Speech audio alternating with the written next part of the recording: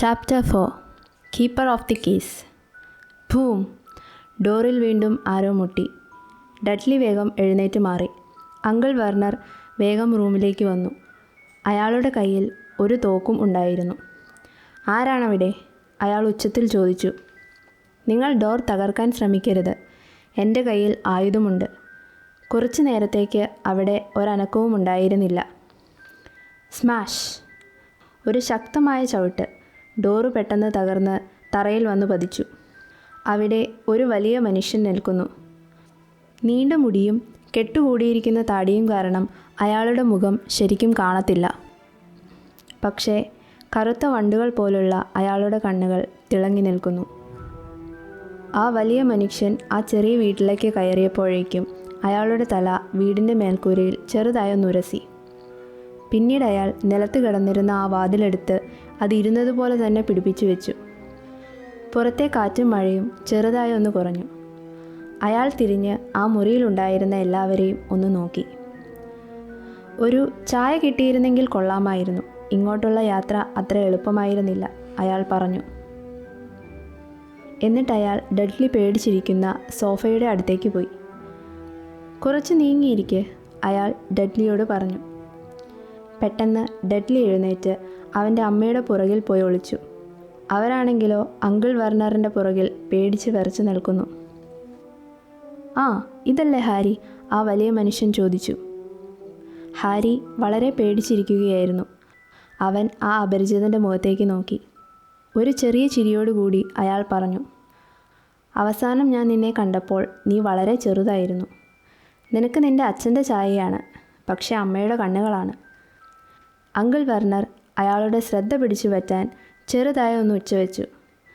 നിങ്ങൾ ഇപ്പോൾ തന്നെ ഇവിടെ നിന്നും ഇറങ്ങിപ്പോകണം, അങ്കിൾ വെർണർ പറഞ്ഞു. നിങ്ങൾ വീടിൻ്റെ വാതിൽ തകർത്താണ് അകത്ത് കയറിയിരിക്കുന്നത്. ഒന്നും മിണ്ടാതെ ഇരിക്ക് ഡസ്ലേ, ആ അപരിചിതൻ പറഞ്ഞു. പെട്ടെന്ന് അയാൾ അങ്കിൾ വെർണറിൻ്റെ കയ്യിലിരിക്കുന്ന തോക്ക് എത്തിപ്പിടിച്ചു. എന്നിട്ട് വളരെ ലാഘവത്തോടു കൂടി ആ തോക്കിൻ്റെ അറ്റം വളച്ചു. എന്നിട്ടത് ഒരു മൂലയ്ക്കത്തേക്ക് വലിച്ചെറിഞ്ഞു. അങ്കിൾ വെർണർ പേടിച്ചു വിറച്ചു. ആ ഹാരി! അയാൾ ഹാരിയുടെ നേരെ തിരിഞ്ഞു. Happy birthday Harry! നിനക്ക് വേണ്ടി ഞാനൊരു സാധനം കൊണ്ടുവന്നിട്ടുണ്ട്. ഇത്രയും പറഞ്ഞിട്ട് അയാൾ അയാളുടെ കോട്ടിൻ്റെ സൈഡ് പോക്കറ്റിൽ നിന്നും ഒരു ചെറിയ ചളുങ്ങിയ ബോക്സ് വെളിയിലെടുത്തു. എന്നിട്ട് അത് ഹാരിക്ക് കൊടുത്തു. ഹാരി വിറച്ചുകൊണ്ട് ആ ബോക്സ് തുറന്നു. അതിൽ ഒരു ചോക്ലേറ്റ് കേക്കായിരുന്നു. അതിന് പുറത്ത് പച്ച കളർ ഐസിങ് വെച്ച് ഹാപ്പി ബർത്ത്ഡേ ഹാരി എന്നെഴുതിയിരിക്കുന്നു. ഹാരി ആ വലിയ മനുഷ്യൻ്റെ മുഖത്തേക്ക് നോക്കി. താങ്ക് യു എന്ന് പറയണം എന്നാണ് അവൻ വിചാരിച്ചത്. പക്ഷേ ആ വാക്കുകൾ പുറത്തേക്ക് വന്നില്ല. പകരം അവൻ ചോദിച്ചത്, നിങ്ങൾ ആരാണ്? ആ ശരിയാണ്, ഞാൻ എന്നെ പരിചയപ്പെടുത്താൻ മറന്നുപോയി, ആ അപരിചിതൻ പറഞ്ഞു. റൂബിയസ് ഹാഗ്രിഡ്, ഹോഗ്വാർട്സിലെ താക്കോൽ സൂക്ഷിപ്പുകാരൻ. അയാൾ കൈനീട്ടി ഹാരിക്ക് ഒരു ഷെയ്ക്ക് ഹാൻഡ് കൊടുത്തു. ഒരു ചായ കിട്ടുമോ? അയാൾ കൈകൾ ഉരസിക്കൊണ്ട് ചോദിച്ചു. എന്തെങ്കിലും സ്ട്രോങ് ആയിട്ടുണ്ടെങ്കിലും കുഴപ്പമില്ല. പെട്ടെന്ന് അയാൾ അവിടെ ഇരിക്കുന്ന ചിപ്സിൻ്റെ പാക്കറ്റിലേക്ക് നോക്കി. എന്നിട്ട് അവിടെയുള്ള തീ കായുന്ന ചിമ്മിനിയുടെ അടുത്തേക്ക് അയാൾ നടന്നു. എന്നിട്ട് അയാൾ അവിടെ ചെന്നിട്ട് ഒന്ന് കുനിഞ്ഞു. എന്താണ് അയാൾ ചെയ്യുന്നതെന്ന് ആർക്കും കാണാൻ കഴിഞ്ഞില്ല. കുറച്ച് നിമിഷങ്ങൾക്ക് ശേഷം അയാൾ നിവർന്നു നിന്നു. അപ്പോൾ ആ ചിമ്മിനിയിൽ തീ കത്തുന്നുണ്ടായിരുന്നു. ആ ചെറിയ മുറിയിൽ വെളിച്ചം വെച്ചു. ഹാരിക്ക് ആ ചൂട് അനുഭവപ്പെട്ടു. ആ വലിയ മനുഷ്യൻ വീണ്ടും ആ സോഫയിൽ പോയിരുന്നു. അയാളുടെ വെയിറ്റ് കാരണം ആ സോഫ അല്പം ഒന്ന് ചാഞ്ഞു. എന്നിട്ട് അയാളുടെ കോട്ടിൻ്റെ പോക്കറ്റിൽ നിന്നും പലതരത്തിലുള്ള സാധനങ്ങൾ അയാൾ വെളിയിലെടുത്തു. ചായ ഉണ്ടാക്കുന്ന പാത്രം, സോസേജിൻ്റെ പാക്കറ്റ്, വെള്ളം തിളപ്പിക്കുന്ന കെറ്റിൽ, മഗ്സ്, പിന്നെ ഒരു കുപ്പിയും. അയാൾ ചായ ഇടുന്നതിന് മുന്നേ ആ കുപ്പിയിൽ നിന്നും കുറച്ച് കുടിച്ചു. അധികം താമസിയാതെ തന്നെ ആ മുറിയിൽ വെന്ത സോസേജിൻ്റെ മണം പരന്നു. അയാൾ അതുണ്ടാക്കുന്ന സമയത്ത് ആരും അയാളോടൊന്നും പറഞ്ഞില്ല. അയാൾ ചെറുതായി കരിഞ്ഞു തുടങ്ങിയ സോസേജ് ചട്ടിയിൽ നിന്നും മാറ്റി. അത് കണ്ട ഡഡ്ലി അയാളുടെ അടുത്തേക്ക് പോകാൻ തുടങ്ങി. അയാൾ തരുന്നതൊന്നും തുടരുത് ഡഡ്ലി, അങ്കിൾ വെർണർ പെട്ടെന്ന് പറഞ്ഞു. ആ വലിയ മനുഷ്യൻ ഒന്ന് ചിരിച്ചു. എന്നിട്ട് ആ സോസേജ് ഹാരിക്ക് കൈമാറി. നന്നായി വിശക്കുന്നുള്ളത് കൊണ്ടായിരിക്കണം. ഹാരി ഇന്നേ വരെ കഴിച്ചിട്ടുള്ളതിൽ വെച്ച് ഏറ്റവും രുചിയേറിയ ഭക്ഷണം അതായിരുന്നു. ഹാരി അവൻ്റെ കണ്ണ് ആ മനുഷ്യൻ്റെ മുഖത്തു നിന്നും എടുത്തില്ല. ഇപ്പോഴും താൻ ശരിക്കും ആരാണെന്ന് എനിക്കങ്ങ് മനസ്സിലായില്ല, ഹാരി പറഞ്ഞു. അയാളുടെ കയ്യിലിരിക്കുന്ന ചായയുടെ കപ്പിൽ നിന്നും അല്പം ചായ കുടിച്ചതിന് ശേഷം അയാളുടെ കൈയുടെ പുറം ഉപയോഗിച്ച് അയാളുടെ വായൊന്ന് തുടച്ചിട്ട് പറഞ്ഞു. എന്നെ നിനക്ക് ഹാഗ്രിഡ് എന്ന് വിളിക്കാം. എല്ലാവരും എന്നെ അങ്ങനെയാണ് വിളിക്കുന്നത്, അയാൾ തുടർന്നു. പിന്നെ ഞാൻ പറഞ്ഞതുപോലെ തന്നെ ഞാനാണ് ഹോഗ്വാർട്സിലെ താക്കോൽ സൂക്ഷിപ്പുകാരൻ. നിനക്ക് ഹോഗ്വാർട്സിനെക്കുറിച്ച് പറഞ്ഞു തരേണ്ട ആവശ്യമില്ലല്ലോ, അതിനെക്കുറിച്ച് എല്ലാവർക്കും അറിയാം. ഇല്ല, എനിക്കതിനെക്കുറിച്ചൊന്നും അറിയില്ല, ഹാരി പറഞ്ഞു. ഹാഗ്രിഡ് പെട്ടെന്നൊന്ന് ഞെട്ടി ഹാരിയെ തുറിച്ചു നോക്കി. സോറി, ഹാരി പറഞ്ഞു. സോറി? നീ അല്ല സോറി പറയേണ്ടത്. ഇത്രയും പറഞ്ഞിട്ട് അയാൾ ഡേഴ്സ്ലി ദമ്പതികളെ തുറിച്ചു നോക്കി. അവർ പേടിച്ച് ഒരു മൂലയ്ക്കത്തേക്ക് മാറി നിന്നു. എനിക്കറിയാമായിരുന്നു ആ കത്തുകളൊന്നും നിനക്ക് കിട്ടിയിട്ടില്ല എന്ന്. പക്ഷേ നിനക്ക് ഹോഗ്വാർട്സിനെക്കുറിച്ചൊന്നും അറിയില്ല എന്ന് ഞാൻ ഒട്ടും വിചാരിച്ചില്ല, ഹാഗ്രിഡ് പറഞ്ഞു. ഹാരി, നിന്റെ മാതാപിതാക്കൾ ഇതൊക്കെ എവിടെ നിന്നാണ് പഠിച്ചതെന്ന് നീ ഒരിക്കൽ പോലും ചിന്തിച്ചു നോക്കിയിട്ടില്ലേ, അയാൾ പറഞ്ഞു. എന്തൊക്കെ? ഹാരി ആശങ്കയോടെ അയാളോട് ചോദിച്ചു. എന്തൊക്കെയെന്നോ? ഹാഗ്രിഡ് ദേഷ്യം കൊണ്ട് ജ്വലിച്ചു. അയാൾ ദേഷ്യത്തിൽ സോഫയിൽ നിന്നും ചാടി എഴുന്നേറ്റു. ഡേഴ്സ്ലി ദമ്പതികൾ ഒരു മൂലയ്ക്ക് ഒതുങ്ങിക്കൂടി. ഹാഗ്രിഡ് ദേഷ്യത്തോടെ ഡേഴ്സ്ലി ദമ്പതികളോട് ചോദിച്ചു. നിങ്ങളപ്പോൾ പറഞ്ഞു വരുന്നത് ഈ കുട്ടിക്ക് ഒന്നിനെക്കുറിച്ചും ഒന്നും അറിയില്ല എന്നാണോ? എനിക്ക് അങ്ങനെയൊന്നും അറിയാൻ പാടില്ലായകയൊന്നുമില്ല. ഞാൻ സ്കൂളിൽ നിന്നും കണക്കും ശാസ്ത്രവും എല്ലാം പഠിക്കുന്നുണ്ട്. കൂടാതെ എൻ്റെ മാർക്സ് അത്ര മോശമൊന്നുമല്ല, ഹാരി പറഞ്ഞു. പക്ഷേ ഹാഗ്രിഡ് അയാളുടെ കൈ അങ്ങോട്ടും ഇങ്ങോട്ടും വീശിക്കൊണ്ട് പറഞ്ഞു. അതല്ല, നമ്മുടെ ലോകത്തെക്കുറിച്ച്. ഞാൻ ഉദ്ദേശിച്ചത് നിൻ്റെ ലോകത്തെക്കുറിച്ച്, എൻ്റെ ലോകത്തെക്കുറിച്ച്, നിൻ്റെ മാതാപിതാക്കളുടെ ലോകത്തെക്കുറിച്ച്. എന്ത് ലോകം? ഹാരി ചോദിച്ചു. ഹാഗ്രിഡ് ദേഷ്യം കൊണ്ട് പൊട്ടിത്തെറിച്ചു. ഡേഴ്സ്ലി, അയാൾ അലറി. ഡേഴ്സ്ലി ദമ്പതികൾ ആ നിഴലിൽ മറഞ്ഞു നിന്നു. ഹാഗ്രിഡ് ഹാരിയെ തുറിച്ചു നോക്കിക്കൊണ്ട് നിന്നു. എന്നിട്ട് തുടർന്നു. പക്ഷേ നിനക്ക് നിൻ്റെ അമ്മേനെയും അച്ഛനെയും കുറിച്ച് അറിയാമായിരിക്കുമല്ലോ, അയാൾ ചോദിച്ചു. അവർ വളരെ പ്രശസ്തരാണ്. നീയും വളരെ പ്രശസ്തനാണ്. എന്ത്? എൻ്റെ അമ്മയും അച്ഛനും പ്രശസ്തരൊന്നുമല്ല. അതോ ഇനി അവരാണോ? ഹാരി ആശങ്കയോടെ ചോദിച്ചു. നിനക്കൊന്നും അറിയില്ലേ? ഹാഗ്രിഡ് നിരാശയോടെ അയാളുടെ കൈവിരലുകൾ അയാളുടെ മുടിയിലൂടെ ഓടിച്ചു. അയാൾ ആശങ്കയോടെ ഹാരിയെ നോക്കി നിന്നു. നിനക്ക് ശരിക്കും നീ ആരാണെന്ന് അറിയില്ലേ? ഹാഗ്രിഡ് ഹാരിയോട് ചോദിച്ചു. നിർത്ത്, അങ്കിൾ വെർണറിൻ്റെ ശബ്ദം പെട്ടെന്ന് പുറത്തു വന്നു. ഹാരിയോട് ഇതിൽ കൂടുതലൊന്നും പറയാൻ ഞാൻ സമ്മതിക്കില്ല. നിങ്ങൾ ഇതുവരെ ഇവനോടൊന്നും പറഞ്ഞിട്ടില്ലേ? ഹാഗ്രിഡ് ദേഷ്യത്തോടെ അങ്കിൾ വെർണറിനോട് ചോദിച്ചു. ഡംബിൾഡോർ നിങ്ങൾക്ക് വേണ്ടി വെച്ചിരുന്ന ആ കത്തിൽ പറഞ്ഞിരുന്ന കാര്യങ്ങളൊന്നും നിങ്ങൾ ഇതുവരെ ഈ കുട്ടിയോട് പറഞ്ഞിട്ടില്ലേ? ഡംബിൾഡോർ ആ കത്ത് നിങ്ങൾക്ക് വേണ്ടി വെച്ചിരുന്ന സമയത്ത് ഞാനും അവിടെ ഉണ്ടായിരുന്നു. ഡേഴ്സ്ലി, എന്നിട്ടും നിങ്ങൾ അതെല്ലാം ഈ കുട്ടിയിൽ നിന്നും മറച്ചു വെച്ചോ? ഹാഗ്രിഡിൻ്റെ ഓരോ വാക്കിലും അയാളുടെ ദേഷ്യം പ്രകടമായിരുന്നു. എന്നിൽ നിന്നും എന്തു മറച്ചു വെച്ചു എന്നാണ്? ഹാരി ആകാംക്ഷയോടെ ചോദിച്ചു. നിർത്ത്, ഇത്രയും മതി, അങ്കിൾ വെർണർ അലറി. ആൻ പെറ്റൂണിയ പേടിച്ചു വിറച്ചു. നിങ്ങൾ ശബ്ദിക്കരുത്, ഹാഗ്രിഡ് ഡേഴ്സ്ലി ദമ്പതികൾക്ക് താക്കീത് നൽകി. ഹാരി, നീ ഒരു മാന്ത്രികനാണ്. കുറച്ചു നേരത്തേക്ക് അവിടം വളരെ നിശബ്ദമായിരുന്നു. തിരമാലകളുടെയും കാറ്റിൻ്റെയും ശബ്ദം മാത്രമേ ഉണ്ടായിരുന്നുള്ളൂ. ഞാൻ ആരാണെന്നാണ് പറഞ്ഞത്? ഹാരി അതിശയത്തോടെ ചോദിച്ചു. മാന്ത്രികൻ, ഹാഗ്രിഡ് ഉറപ്പിച്ചു പറഞ്ഞു. എന്നിട്ട് അയാൾ ആ സോഫയിൽ പോയിരുന്നു. അല്പം പരിശീലനം ലഭിച്ചാൽ നീ ഒരു പ്രഗത്ഭനായ മാന്ത്രികനായി മാറും, എനിക്കുറപ്പാണ്. അതല്ലാതെ നിന്റെ മാതാപിതാക്കളുടെ അത്രയും പ്രഗത്ഭരായ മാന്ത്രികരുടെ മകൻ പിന്നെ എന്താകാനാണ്? ഹാഗ്രിഡ് പറഞ്ഞു. ഇതാണ് നിനക്ക് വന്ന ആ കത്ത്. ഇത് വായിക്കുമ്പോൾ നിനക്കെല്ലാം മനസ്സിലാകും, അയാൾ കൂട്ടിച്ചേർത്തു. ഹാരി കൈ നീട്ടി ആ കത്ത് വാങ്ങി. ആ മഞ്ഞ നിറത്തിലുള്ള കത്തിൻ്റെ പുറം കവറിൽ എമറാൾഡ് ഗ്രീൻ നിറത്തിലുള്ള ഇങ്ക് വെച്ച് എഴുതിയിരിക്കുന്നു. Harry Potter. കടലിന് നടുവിലുള്ള പാറയുടെ മുകളിലുള്ള ചെറിയ വീട്. നിലത്ത് കിടക്കുന്നു. ഹാരി ആ കത്ത് പൊട്ടിച്ചു വായിച്ചു. ഹോഗ്വാർട്സ്, മായാജാലത്തിൻ്റെ വിദ്യാലയം. പ്രധാന അധ്യാപകൻ Albus Dumbledore. Dear mister Harry Potter, നിങ്ങൾക്ക് ഹോഗ്വാർട്സ് മായാജാലത്തിൻ്റെ വിദ്യാലയത്തിൽ അഡ്മിഷൻ കിട്ടിയ കാര്യം സന്തോഷപൂർവ്വം അറിയിച്ചു കൊള്ളുന്നു.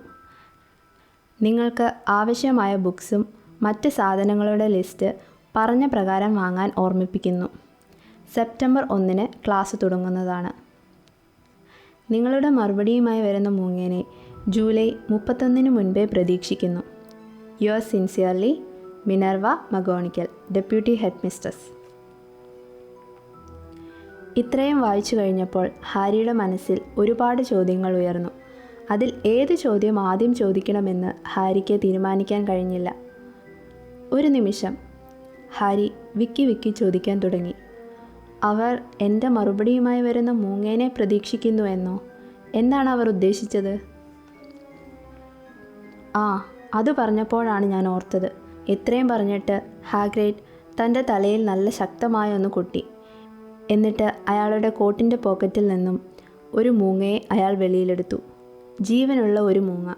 എന്നിട്ട് ഒരു തൂവൽ കൊണ്ടുണ്ടാക്കിയിരിക്കുന്ന പേനയും ഒരിളം മഞ്ഞ നിറത്തിലുള്ള കട്ടിയുള്ള ഒരു കടലാസും എടുത്തു. എന്നിട്ട് അയാൾ എന്തൊക്കെയോ അതിൽ എഴുതാൻ തുടങ്ങി. അയാൾ എഴുതുന്നത് ഹാരിക്ക് വായിക്കാൻ പറ്റുന്നുണ്ടായിരുന്നു. ഡിയർ പ്രൊഫസർ ഡംബിൾഡോർ, ഹാരിക്ക് തന്നുവിട്ട കത്ത് അവനെ ഏൽപ്പിച്ചിട്ടുണ്ട്. അവൻ ആവശ്യമായ സാധനങ്ങൾ വാങ്ങാൻ നാളെയാണ് പോകുന്നത്. ഇവിടെ കാലാവസ്ഥ വളരെ മോശമാണ്. അവിടെ നിങ്ങൾക്ക് സുഖമാണ് എന്ന് കരുതുന്നു. ഹാഗ്രിഡ്. ഇത്രയും എഴുതിയിട്ട് ഹാഗ്രിഡ് ആ പേപ്പർ റോൾ ചെയ്തു. എന്നിട്ട് അത് ആ മൂങ്ങയുടെ ചുണ്ടിനിടയിൽ വെച്ച് കൊടുത്തു. എന്നിട്ട് അയാൾ ആ വാതിലിനടുത്തേക്ക് പോയി. ആ വാതിൽ തുറന്ന് ആ മൂങ്ങയെ ആ കൊടും കാറ്റിലേക്ക് പറത്തിവിട്ടു. എന്നിട്ട് അയാൾ തിരിച്ചു വന്ന് ആ സോഫയിലിരുന്നു. ഇത് വളരെ ഫോണിൽ സംസാരിക്കുന്നത് പോലെയുള്ള സാധാരണമായ ഒരു കാര്യമായിട്ടാണ് അയാൾ കാണിച്ചത്. ഹാരി ഇതെല്ലാം വാവൊളിച്ച് നോക്കി നിന്നുപോയി. ഞാനപ്പോൾ എവിടെയാണ് പറഞ്ഞു നിർത്തിയത്? ഹാഗ്രിഡ് ചോദിച്ചു. ഈ തവണ അങ്കിൾ വെർണർ ദേഷ്യത്തിൽ പറഞ്ഞു. ഹാരി എങ്ങോട്ടും വരുന്നില്ല. ഹാഗ്രിഡ് പെട്ടെന്ന് ദേഷ്യത്തിൽ മുറുമുറുക്കാൻ തുടങ്ങി. നിങ്ങളെപ്പോലുള്ള സാധാരണമായ ഒരു മകൾ ഹാരിയെ തടയുന്നത് എനിക്കൊന്ന് കാണണം, ഹാഗ്രിഡ് പുച്ഛത്തോടെ പറഞ്ഞു. മകളോ എന്ന് വെച്ചാൽ എന്താണ്? ഹാരി ചോദിച്ചു. മായാജാല ശക്തികളൊന്നുമില്ലാത്ത സാധാരണ മനുഷ്യരെ ഞങ്ങൾ മഗൾസ് എന്നാണ് വിളിക്കുന്നത്. നിന്റെ ഭാഗ്യക്കേടിനാണ് നിനക്ക് ഇതേപോലുള്ള ഒരു വീട്ടിൽ ജീവിക്കേണ്ടി വന്നത്, ഹാഗ്രിഡ് പറഞ്ഞു. ഹാരിയെ വളർത്താൻ തീരുമാനിച്ച സമയത്ത് ഇതുപോലുള്ള എല്ലാ അമാനുഷികമായ കാര്യങ്ങളിൽ നിന്നും മാറി നിൽക്കുമെന്ന് ഞങ്ങൾ പ്രതിജ്ഞയെടുത്തതാണ്, അങ്കിൾ വെർണർ പറഞ്ഞു. നിങ്ങൾക്കറിയാമായിരുന്നോ? ഞാനൊരു മാന്ത്രികനാണ് എന്ന കാര്യം നിങ്ങൾക്ക് അറിയാമായിരുന്നോ? ഹാരി ആശങ്കയോടെ ചോദിച്ചു. അറിയാമായിരുന്നോ എന്നോ? അറിയാതെ പിന്നെ?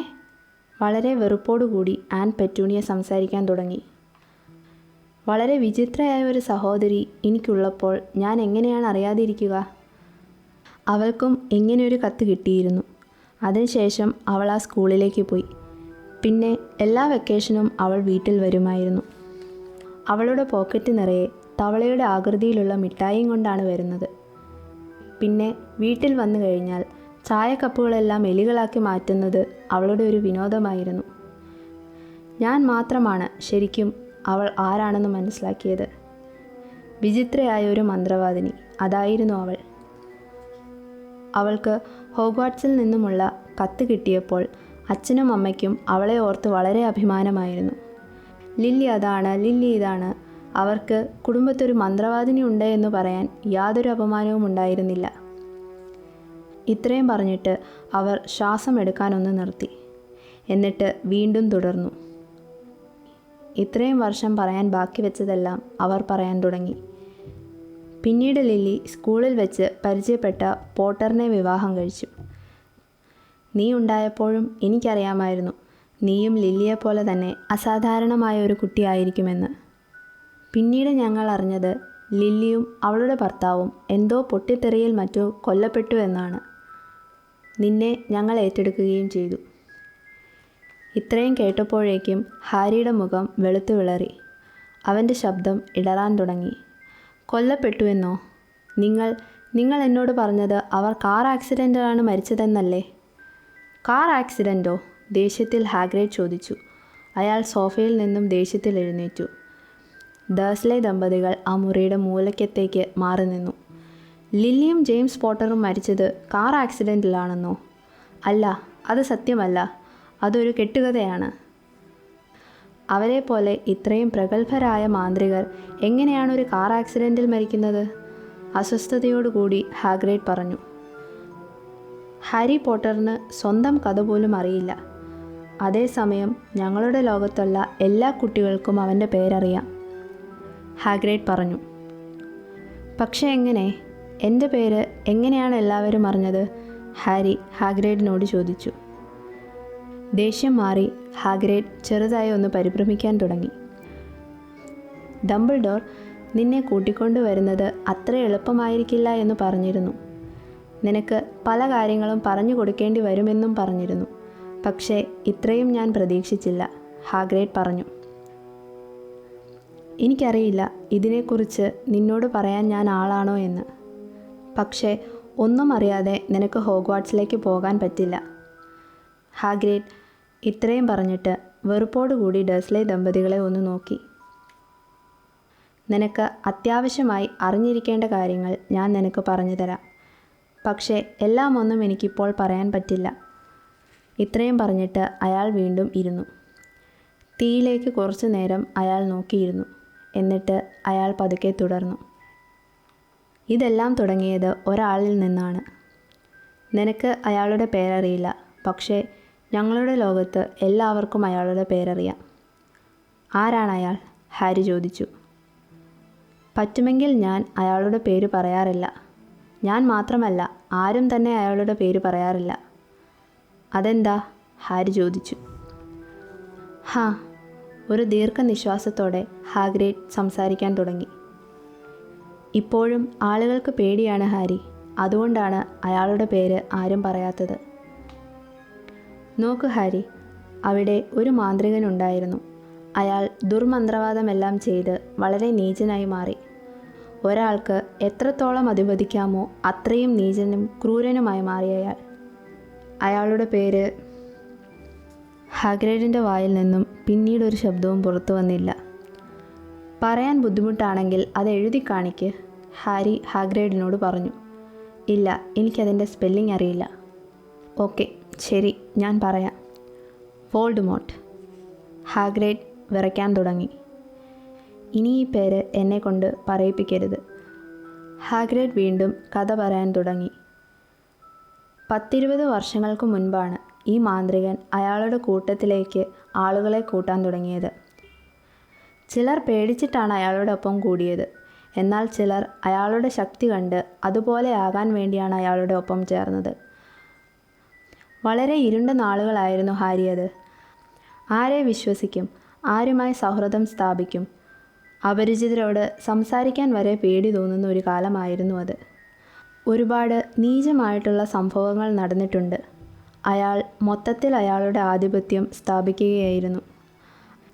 അയാൾക്ക് എതിരായി നിൽക്കുന്ന എല്ലാ ആളുകളെയും ഒരു ദയയും കൂടാതെ അയാൾ കൊലപ്പെടുത്തി. സുരക്ഷിതമായിട്ടുള്ള ഒരു സ്ഥലം ഹോഗ്വാർട്സ് മാത്രമായിരുന്നു. കാരണം ഡംബിൾഡോറിനെ മാത്രമാണ് അയാൾക്ക് പേടിയുണ്ടായിരുന്നത്. നിന്റെ അച്ഛനും അമ്മയും വളരെ പ്രഗത്ഭരായ മാന്ത്രികരായിരുന്നു. അവർ ഹോഗ്വാർട്സിൽ പഠിച്ചുകൊണ്ടിരുന്ന കാലത്ത് സ്കൂളിൻ്റെ ഹെഡ് ബോയും ഹെഡ് ഗേളുമായിരുന്നു. പിന്നെ അവർക്ക് ഡംബിൾഡോറുമായി അടുത്ത ബന്ധമുണ്ട് എന്നറിഞ്ഞതുകൊണ്ടായിരിക്കണം അയാൾ ലില്ലിയെയും ജെയിംസിനെയും അയാളുടെ കൂടെ കൂടാൻ ക്ഷണിക്കാതിരുന്നത്. ചിലപ്പോൾ അയാൾ അവരെ പറഞ്ഞ് അയാളുടെ സൈഡിലേക്കാക്കാൻ വേണ്ടിയോ അല്ലെങ്കിൽ അയാളെ എതിർക്കുമെന്ന് തോന്നുന്നവരെ നേരത്തെ തന്നെ അയാളുടെ വഴിയിൽ നിന്നും ഒഴിവാക്കാൻ വേണ്ടിയോ ആയിരിക്കണം. എന്തായാലും പിന്നെ ലോകമറിഞ്ഞത് നിന്റെ അച്ഛനും അമ്മയും താമസിച്ചിരുന്ന ഗ്രാമത്തിൽ അയാൾ വന്നു എന്നാണ്. അത് ഒരു 10 വർഷങ്ങൾക്ക് മുൻപാണ്. അതൊരു ഹാലോവീൻ ദിവസമായിരുന്നു, അതായത് ഒക്ടോബർ 31. നിനക്കന്ന് 1 വയസ്സ് മാത്രമേ പ്രായമുണ്ടായിരുന്നുള്ളൂ. ഇത്രയും പറഞ്ഞിട്ട് ഹാഗ്രിഡ് അയാളുടെ പോക്കറ്റിൽ നിന്നും ഒരു ഹാൻഡ് കർച്ചീഫ് എടുത്തു. അയാളുടെ മൂക്ക് ചീറ്റി. സോറി, ഹാഗ്രിഡ് പറഞ്ഞു. ഇത് വളരെ ദുഃഖകരമാണ്. നിന്റെ അച്ഛനും അമ്മയും എനിക്കറിയാവുന്നതിൽ വെച്ച് ഏറ്റവും നല്ല മനുഷ്യരായിരുന്നു. നിനക്കിപ്പോൾ അറിയാം ആരാണ് അവരെ കൊലപ്പെടുത്തിയതെന്ന്. പിന്നീടാണ് ആർക്കും വിശ്വസിക്കാൻ കഴിയാത്ത ആ സംഭവം നടന്നത്. അയാൾ നിന്നെയും കൊല്ലാൻ ശ്രമിച്ചു. നിങ്ങളുടെ കുടുംബത്തിലെ ആരെയും ബാക്കി വയ്ക്കാതിരിക്കാൻ വേണ്ടിയായിരിക്കണം. അല്ലെങ്കിൽ അയാൾ കൊല്ലുന്നതിൽ ആനന്ദം കണ്ടെത്തിയതുകൊണ്ടായിരിക്കണം അയാൾ നിന്നെയും കൊല്ലാൻ ശ്രമിച്ചത്. പക്ഷേ അയാൾക്ക് നിന്നെ കൊല്ലാൻ കഴിഞ്ഞില്ല. എങ്ങനെയാണ് നിന്റെ നെറ്റിയിൽ ഇടിമിന്നലിൻ്റെ ആകൃതിയിലുള്ള മുറിപ്പാട് വന്നതെന്ന് നീ ഒരിക്കൽ പോലും ആലോചിച്ച് നോക്കിയിട്ടില്ലേ? അതൊരു സാധാരണ മുറിപ്പാടല്ല. വളരെ നീചമായ ദുർമന്ത്രവാദം ഒരാളുടെ മേൽ പതിക്കുമ്പോഴാണ് ഇതുപോലുള്ള ഒരു മുറിപ്പാടുണ്ടാവുന്നത്. നിന്റെ അച്ഛനെയും അമ്മയെയും കൊലപ്പെടുത്തിയ ശേഷം, നിങ്ങളുടെ വീട് നശിപ്പിച്ചതിന് ശേഷം, വെറും ഒരു കുട്ടിയായിരുന്ന നിന്നെ അയാൾക്ക് ഒന്നും ചെയ്യാൻ കഴിഞ്ഞില്ല. അതുകൊണ്ടാണ് ഹാരി നീ പ്രശസ്തനായത്. അയാൾ കൊല്ലണമെന്ന് കരുതിയ ആരും ഇന്നേ വരെ ജീവിച്ചിട്ടില്ല. ആരും. പക്ഷേ നീ മാത്രമാണ് ജീവിച്ചത്. അയാൾ അന്നത്തെ കാലത്തെ ഒരുപാട് പ്രഗത്ഭരായ മാന്ത്രികരെയൊക്കെ കൊലപ്പെടുത്തിയിട്ടുണ്ട്. ദ മക്കിനോസ്, ദ ബോൺസ്, ദ പ്രിവിറ്റ്സ്, ഇവരെല്ലാം അന്നത്തെ വളരെ പ്രഗത്ഭരായ മാന്ത്രികരായിരുന്നു. എന്നിട്ടും അവർക്ക് രക്ഷപ്പെടാൻ കഴിഞ്ഞില്ല. നീ അന്ന് ചെറിയൊരു കുട്ടിയായിരുന്നിട്ട് പോലും നീ രക്ഷപ്പെട്ടു. ഹാഗ്രിഡിൻ്റെ കഥ അതിൻ്റെ അന്ത്യത്തിലേക്ക് എത്തിയപ്പോഴേക്കും ഹാരിയുടെ മനസ്സിലൂടെ വളരെ വേദനിപ്പിക്കുന്ന ഓർമ്മകൾ മിന്നിമാഞ്ഞു. അവൻ്റെ ഓർമ്മകളിലുള്ള ആ പച്ച വെളിച്ചം അവൻ മുമ്പെങ്ങും ഓർത്തതിനേക്കാളും വ്യക്തമായി ഓർത്തെടുക്കാൻ അവന് കഴിഞ്ഞു. പിന്നെ ഇതിനു മുൻപ് ഓർത്തെടുക്കാൻ കഴിയാത്ത ഒരു കാര്യം കൂടി അവൻ ഓർത്തെടുത്തു. വളരെ ഉച്ചത്തിലുള്ള, ഒട്ടും കരുണയില്ലാത്ത, വളരെ ക്രൂരമായ ഒരു ചിരി. ഹാഗ്രിഡ് വളരെ സങ്കടത്തോടെ ഹാരിയെ നോക്കി നിന്നു. ഡംബിൾഡോർ പറഞ്ഞ പ്രകാരം ആകെ നശിച്ചു പോയ ആ വീട്ടിൽ നിന്നും ഞാനാണ് നിന്നെ പുറത്തെടുത്തത്, ഹാഗ്രിഡ് പറഞ്ഞു. എന്തൊക്കെയാണ് ഇയാൾ ഈ പറയുന്നത്? അങ്കിൾ വെർണർ പുച്ഛത്തോടെ ചോദിച്ചു. ഹാരി പെട്ടെന്ന് ചാടി എഴുന്നേറ്റു. ഡേഴ്സ്ലി ദമ്പതികൾ അവിടെ ഉള്ള കാര്യം അവർ ഇതുവരെ മറന്നുപോയിരുന്നു. അങ്കിൾ വെർണർ അയാളുടെ ധൈര്യം വീണ്ടെടുത്ത് ഹാഗ്രിഡിന് നേരെ ദേഷ്യത്തിൽ എതിർത്തു നിന്നു. ഇവിടെ ശ്രദ്ധിക്കുക ഹാരി, അയാൾ അലറി. ഞാൻ സമ്മതിക്കുന്നു, നീ ഒരു സാധാരണ കുട്ടിയല്ല. നല്ല 2 അടി തന്നാലും നീ ശരിയാകുമെന്ന് എനിക്ക് തോന്നുന്നില്ല. പിന്നെ നിന്റെ മാതാപിതാക്കൾ, അവർ ശരിക്കും വിചിത്രരായിരുന്നു. അതിന് തർക്കമൊന്നുമില്ല. എൻ്റെ അഭിപ്രായത്തിൽ അവർ ഈ ഭൂമിയിൽ ഇല്ലാത്തത് തന്നെയാണ് നല്ലത്. അവർ ഇതൊക്കെ സ്വന്തമായി തന്നെ വരുത്തി വെച്ചതാണ്. ഈ മന്ത്രവാദികളോടൊപ്പം കൂടി അവർ തന്നെ വിളിച്ചു വരുത്തിയതാണിതെല്ലാം. അവരുടെ അവസാനം ഞാൻ വിചാരിച്ചതുപോലെ തന്നെ വന്നില്ലേ, അങ്കിൾ വെർണർ പറഞ്ഞു. അത് കേട്ടതും ഹാഗ്രിഡ് ആ സോഫയിൽ നിന്നും ചാടി എഴുന്നേറ്റു. എന്നിട്ട് അയാളുടെ പോക്കറ്റിൽ നിന്നും പിങ്ക് നിറമുള്ള ഒരു കുട വെളിയിലെടുത്തു. എന്നിട്ട് ഒരു പടവാൾ എന്ന വണ്ണം അയാൾ അത് അങ്കിൾ വെർണറിൻ്റെ നേരെ ചൂണ്ടി. എന്നിട്ട് പറഞ്ഞു, ഞാൻ നിങ്ങൾക്ക് താക്കീത് നൽകുകയാണ് വെർണർ. ഒരു വാക്കുകൂടി തൻ്റെ വായിൽ നിന്നും വന്നാൽ ഇവിടെ സംഭവിക്കുന്നത് എന്താണെന്ന് എനിക്ക് പറയാൻ പറ്റില്ല. ഇത്രയും കേട്ടപ്പോഴേക്കും അങ്കിൾ വെർണറിൻ്റെ ധൈര്യമെല്ലാം ഒരിക്കൽ കൂടി ചോർന്നുപോയി. വീണ്ടും അയാൾ ആ മൂലയ്ക്കത്തേക്ക് മാറി നിന്നു. അതാണ് തനിക്ക് നല്ലത്, ഹാഗ്രിഡ് പറഞ്ഞു. എന്നിട്ട് വീണ്ടും ആ സോഫയിൽ പോയിരുന്നു. അപ്പോഴേക്കും ഹാരി ചോദിച്ചു, പിന്നീട് സോറി, ഞാൻ ഉദ്ദേശിച്ചത് അയാൾക്കെന്തു പറ്റി? നല്ല ചോദ്യം ഹാരി. അയാളെ കാണാതായിരിക്കുന്നു. അന്ധകാരത്തിലേക്ക് അപ്രത്യക്ഷനായതുപോലെ അയാൾ മാഞ്ഞുപോയിരിക്കുന്നു. അതിനുശേഷം അയാളെ ആരും കണ്ടിട്ടില്ല. അത് നിന്നെ വീണ്ടും പ്രശസ്തനാക്കിയിരിക്കുന്നു. അയാളെ എങ്ങനെയാണ് കാണാതായിരിക്കുന്നതെന്ന് ഇന്നും ആർക്കും അറിയില്ല. അന്ന് അയാൾ ഓരോ ദിവസവും കൂടുതൽ ശക്തി ആർജിച്ചു വരികയായിരുന്നു. പിന്നെ അയാൾ എങ്ങോട്ട് പോയി ആർക്കും അറിയില്ല. ചിലർ പറഞ്ഞു അയാൾ മരിച്ചുവെന്ന്. പക്ഷേ അത് വെറും കെട്ടുകഥയാണ്. മരിച്ചു പോകണമെങ്കിൽ അയാളിൽ അല്പമെങ്കിലും മനുഷ്യത്വം വേണം. അതില്ലാത്തയാൾ എങ്ങനെയാണ് മരിക്കുന്നത്? ചിലർ പറയുന്നത് അയാൾ ഇപ്പോഴും ആരും അറിയാതെ എവിടെയോ ഉണ്ടെന്നാണ്. സമയമാകുമ്പോൾ അയാൾ വീണ്ടും വരുമെന്നാണ്. പക്ഷേ ഞാനത് വിശ്വസിക്കുന്നില്ല. അയാളെ കാണാതായതിനു ശേഷം അയാളുടെ കൂട്ടാളികൾ തിരിച്ചെത്തി. പലരും സ്വബോധത്തിലായിരുന്നില്ല. കൂടുതൽ പേരും കരുതുന്നത് അയാൾ ഇപ്പോഴും എവിടെയോ ഉണ്ടെന്നാണ്. അയാളുടെ ശക്തികളെല്ലാം നശിച്ച് ആരെയും എതിർക്കാനുള്ള ആരോഗ്യം പോലും ഇല്ലാതെ അല്പായുസ്സിൽ എവിടെയോ മറഞ്ഞിരിക്കുന്നു. ആ രാത്രി നീയുമായി ബന്ധപ്പെട്ട എന്തോ കാര്യമാണ് അയാളെ നശിപ്പിച്ചത്. അയാൾ പ്രതീക്ഷിക്കാത്ത എന്തോ ഒന്ന് അവിടെ അന്ന് ആ രാത്രിയിൽ സംഭവിച്ചിട്ടുണ്ട്. എനിക്കറിയില്ല അതെന്താണെന്ന്, ആർക്കും അറിയില്ല. പക്ഷേ അതിന് നീയുമായി എന്തോ ബന്ധമുണ്ട്.